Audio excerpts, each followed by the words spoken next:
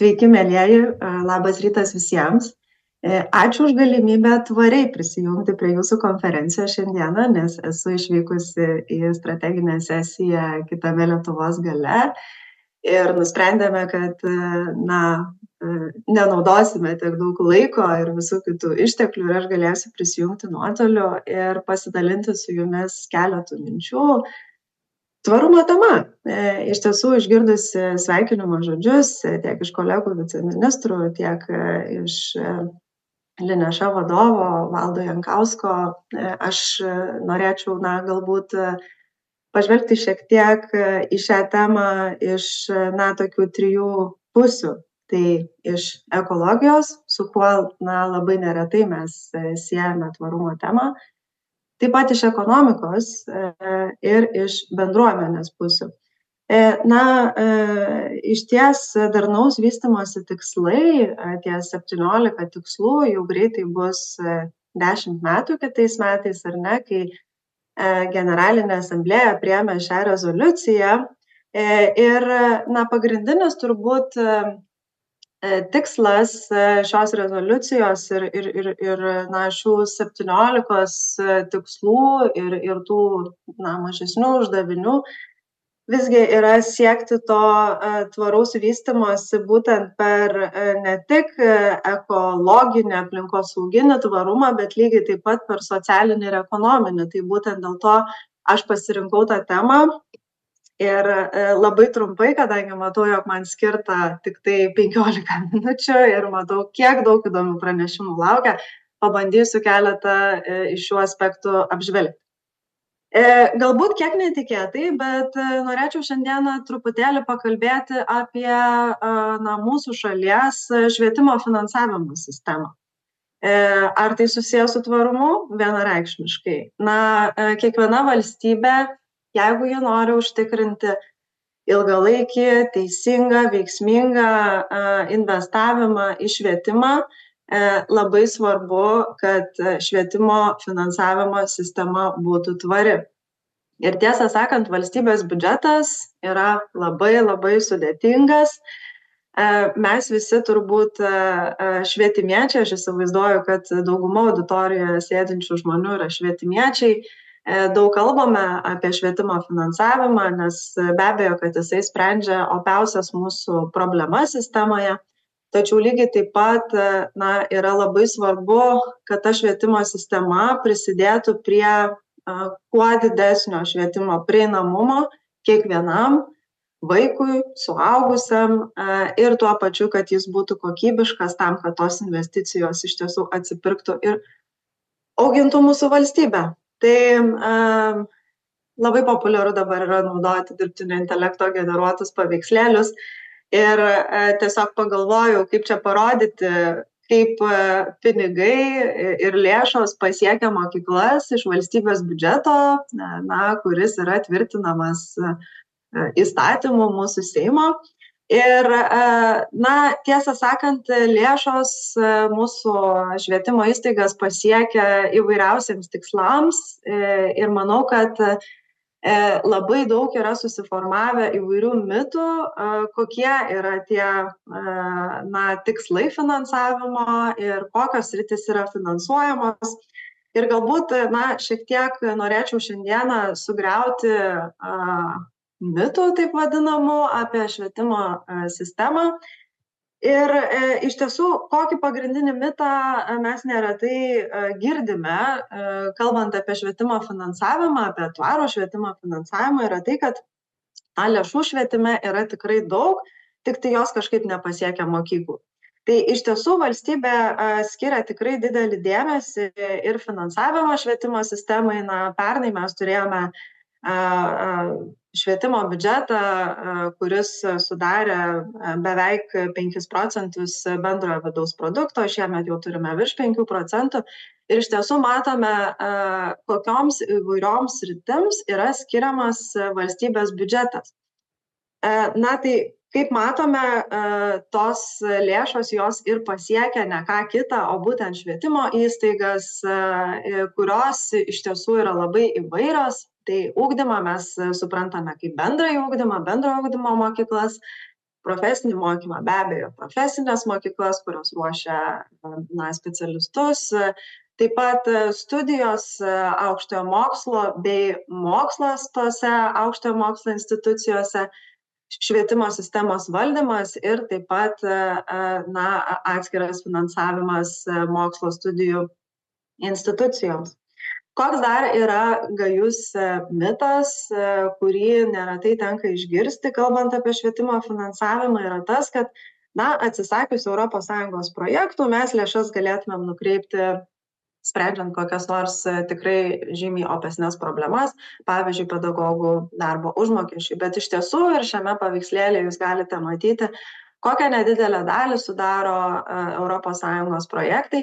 Ir taip pat dar vienas yra labai svarbus dalykas, kad šios lėšos yra skiriamos pažangos įvairioms iniciatyvoms ir veikloms ir jos dėja negali būti panaudotos kitoms veikloms. Dar vienas mitas, kad bendrasis ugdymas, visgi lyginant su kitomis švietimo grandimis, yra finansuojamas neproporcingai mažai.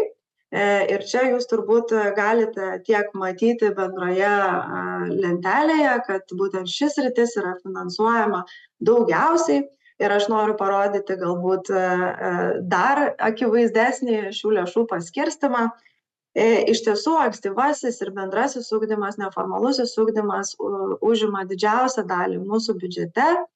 Jam yra skiriama tikrai didelė suma pinigų ir iš tiesų dar vienas mitas, kurį neretai girdime, yra tai, kad didelę švietimo lėšų dalį sunaudoja ministerija, jai pavaldžios įstaigos, kartais tenka išgirsti ir tokių siūlymų, kad galbūt nereikėtų finansuoti šių institucijų ir tada galėtumėm panaudoti tai mūsų galbūt svarbesniems dalykams.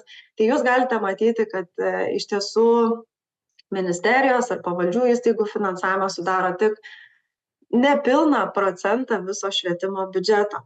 Ir tiesą sakant, norint tik 1% padidinti darbo užmokestį švietimo ir mokslo darbuotojų, mums reikia 20 milijonų eurų per metus. Tai tiesą sakant, žvelgiant į šį pyragą, kaip galima jį pavadinti, aš manau, jog mes galime matyti, kad juo siekiama subalansuoto švietimo sistemos finansavimo, kad mes siekiame to tvarumo iš tiesų tuo pačiu užtikrinant ir kokybę, ir tai, kad švietimas būtų prieinamas visiems. Tai štai tokia žinia norėjau pasidalinti tvaraus švietimo finansavimo srityje, nes be jokios abejonės tai yra labai labai svarbu ir iš tiesų labai džiaugiamės, kad kiekvienais metais švietimo biudžetas didėja ir mes jį galime nukreipti tikrai labai labai svarbiems tikslams. Toliau, dar viena kryptis, apie kurią noriu pakalbėti, tai yra mokyklų bendruomenės. Iš tiesų, kaip jau ir minėjau pradžioje ir turbūt ir sveikintojai šios dienos minėjo, tai, kad mes visi siekiame tų bendrų tikslų, tų tvarumo tikslų ir tvari mokykla, ši iniciatyva, kurią plėtoja Lineša, ir yra skirta tam, kad mokyklos dar labiau ir dar tvirčiau judėtų link tvarios mokyklos koncepcijos. Ir joje yra labai labai daug sudedamųjų dalių, kaip mes turbūt visi ir žinome. Tai nėra tik tai aplinkosauginis švietimas, aišku, jis yra labai svarbus ir mokykla yra šalia šeimos viena iš tų svarbiausių vietų, kur jaunas žmogus supranta tuos tikslus, jų pradeda siekti ir tampa tikrai sąmoningų šalies piliečių, kuris padės siekti tų svarbiausių tvarumo tikslų, bet lygiai taip pat mokyklų bendruomenėse yra labai svarbus tas socialinis tvarumas. Mokyklos, kurios siekia gerovės, socialinės įtraukties, jos iš tiesų šalia tų veiklų, kurios susiję su atliekų mažinimu, galbūt energijos efektyvumu, gali tapti tomis tvariomis organizacijomis. Ir ruošdamasi šiai dienai aš prisiminiau vieną tokį svarbų aspektą, kuomet ministerijos vadovai kalbėdavosi su mokyklų bendruomenėmis iš tiesų, kokias pagrindinius iššūkius jie mato savo kasdieniame darbe.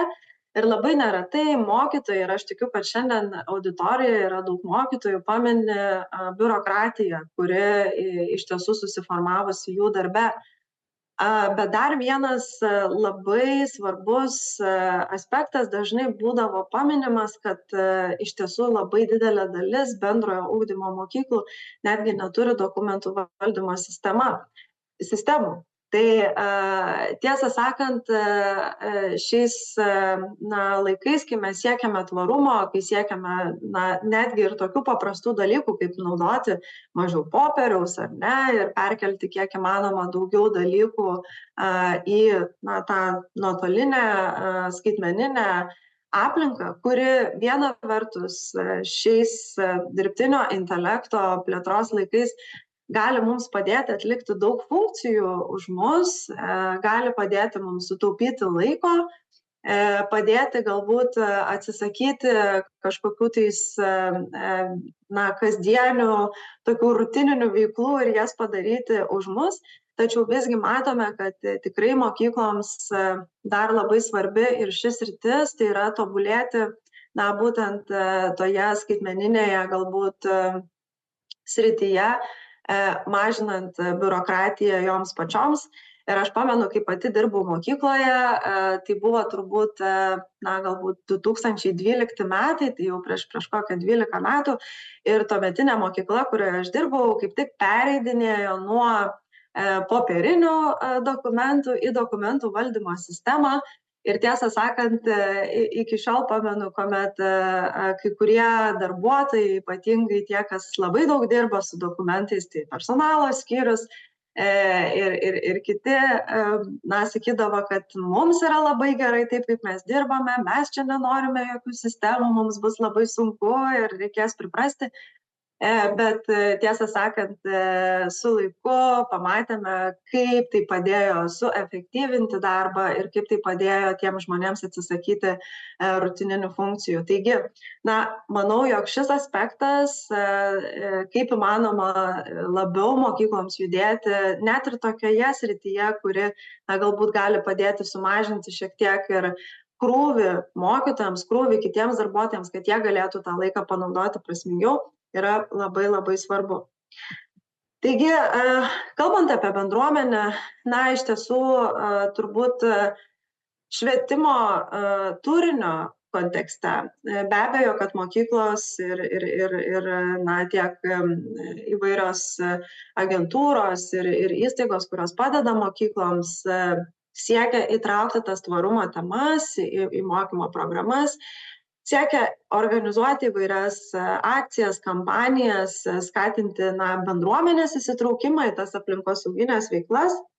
Ir iš tiesų tai tikrai leis pereiti prie labiau tvarių mokyklų. Dar vienas dalykas, tai be abejo tai, ką kalbėjau ką tik, apie skaitmeninės priemonės, apie platformas komunikacijai ir įvairioms administracinėms užduotims. Žinoma, socialinis tvarumas yra ne ką mažiau svarbi tema, apie kurią mes ir pastaraisiais metais labai daug kalbame, apie gerovę mokyklos bendruomenėse, apie įtraukti, apie lygybę, galų gale ir tą pačią psichinę sveikatą tiek mokytojų, tiek mokinių, visų kitų darbuotojų ir saugios ir palaikančios aplinkos kūrimas yra tikrai neatsiejama tvarios mokyklos dalis. Ir turbūt ką daro kai kurios mokyklos, ką daro kai kurios bendruomenės ir ne tik mokyklos, bet ir įvairios įstaigos, siekdamos tų tikslų, tai neretai jos nustato tokius pamatuojamus indikatorius, kurie iš tiesų ir tam tikrą entuziazmą sukelia bendruomenės narių tarpe ir leidžia dar aktyviau įsitraukti į tų tvarumo veiklų skatinimą ir pačių galbūt sampratos keitimą. Ir pabaigai savo prezentacijos labai noriu pristatyti vienos mokyklos pavyzdį, kadangi aš Švietimo, mokslo ir sporto ministerijoje kuruoju profesinį mokymą šalia kitų sričių. Profesinės mokyklos jos iš tiesų šiek tiek kitokios nei įprastos bendrojo ugdymo mokyklos, nors taip pat ir bendrojo ugdymą teikia mokiniams, bet juose, žinoma, mes turime jau daug praktinės veiklos, turime profesijas, kurių mokosi jauni žmonės ir žinoma, jie ruošiasi dirbti ateityje ir matome, kaip kūrybiškai ir įdomiai mokyklos integruoja tvarumo tikslus būtent profesiniame mokyme. Ir šiandien pasirinkau vieną pavyzdį.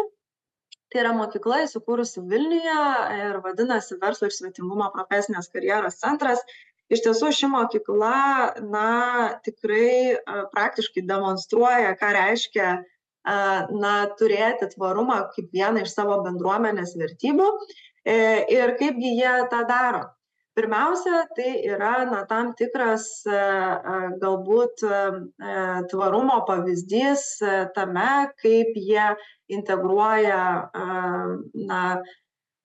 atliekų nesudarimo arba tą vadinamą zero waste koncepciją savo programuose, nes ši mokykla ruošia virėjus ir mes žinome, kiek daug neretai ir mūsų buityje ir mūsų namuose lieka maisto atliekų, tai iš tiesų ši mokykla tikrai stengiasi to atsisakyti ir diegti žiedinės ekonomikos principą, taip pat diegia visus kitus aplinkosauginius principus savo programuose. Labai įdomu yra tai, kad mokykla turi vieną padalinį, kuris ruošia žemės ūkio priežiūros darbuotojus, kurie augina daržoves, o Vilniuje ruošia virėjus ir iš tiesų ta grandinė, tiekimo grandinė yra labai patogi šiai mokyklai ir jie būtent ir taiko tą savo kasdienėje veikloje, kas padeda jiems naudoti tai, ką užsiaugina patys. Ir aišku, tokius standartinius dalykus kaip rūšiavimas, kompostavimas ir visi kiti aktualūs aspektai. Ir šią mokyklą jūs galite matyti Žirmūnų mikrorajone, tikriausiai galėjote pastebėti per pastaruosius porą metų įvykusi pokytį, kai iš įprastinės mokyklos vaizdo dabar jūs pasitinka tokia labai įdomi visa modernaus fasado mokykla. Ir iš tiesų tai yra pirmasis 100% žaliasis pirkimas Lietuvoje, būtent šio pastato renovacijos. Ir labai įdomu yra tai, kad nors įprastai energija iš saulės dažnai gaminasi pastato stogai, ar ne, tai šis pastatas energiją gamina ir iš savo fasado. Tai yra tikrai labai įdomus pavyzdys. Ir žinau, kad auditorijoje yra tikrai daug mokytojų, tai labai raginu kartu su mokiniais, esant progai, ne tik aplankyti šią mokyklą, pasižiūrėti, kaip pas juos veikia tvarumo principai, bet tuo pačiu, pamatyti, kaip mokykla stengiasi iš tiesų ne tik savo procese, bet ir infrastruktūriniuose pokyčiuose tapti tvaria ir žalia mokykla. Matau, kad mano laikas jau baigėsi ir pabaigti noriu galbūt tokiu palinkėjimu mums visiems, kad mes iš tiesų siektumėm tapti lyderiais, švietimo lyderiais, kurie integruoja tvarumą tiek kasdienėje veikloje, tiek švietimo misijoje ir kuria bendruomenės mokinių, bendruomenės mokytojų, kurios auga kaip socialiai atsakingos, kaip ekonomiškai tvarios ir aplinką saugančios bendruomenės. Tai ačiū už galimybę šiandieną su jumis pasidalinti mintimis ir linkiu puikios konferencijos.